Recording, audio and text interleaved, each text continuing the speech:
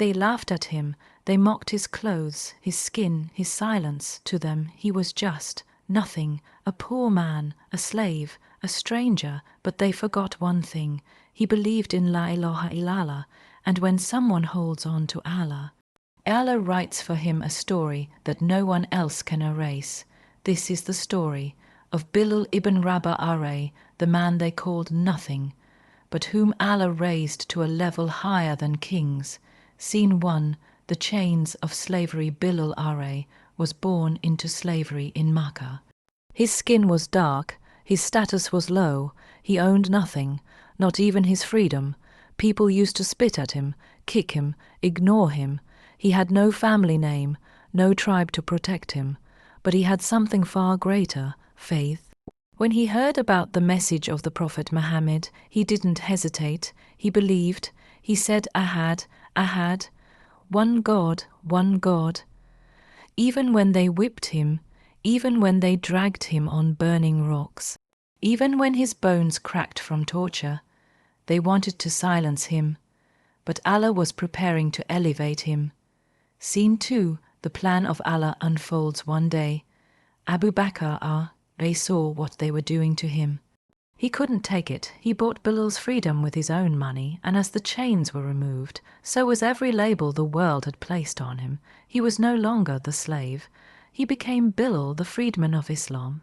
And with time, he would become Bilal, the muezzin of the Prophet, the man whose voice would call the believers to prayer, the man whose voice would echo through the streets of Medina, the man whose heart was so sincere that the Prophet once said, I heard your footsteps in Jannah, O Bilal. Scene 3. Haters silenced. Honor given. Do you see the miracle? The man who was considered worthless by the world was honored by the heavens. Once a man made fun of Bilal's background.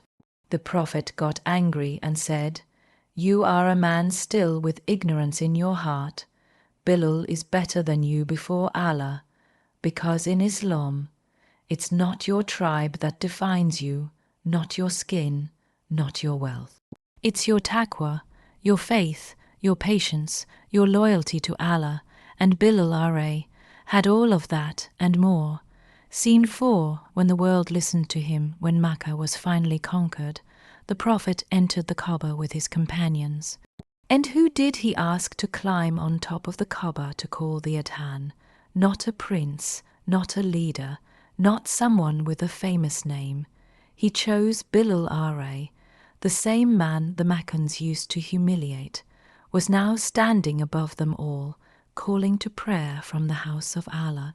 Tears filled their eyes, hearts trembled, because it was proof when Allah raises someone, no one can bring them down.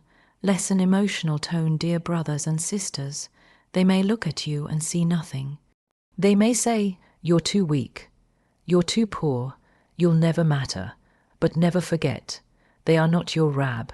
Allah is, and Allah has a plan far greater than your pain, far more beautiful than your dreams. He took a man who was chained to the earth and gave him a place in paradise. He raised a slave and made his name live forever. So whatever you are going through, keep holding on, because maybe, just maybe, Allah is writing your rise right now. In silence, soft fade out of background music. Subscribe to Light of Islam for more real, life Islamic stories that will move your heart and strengthen your faith.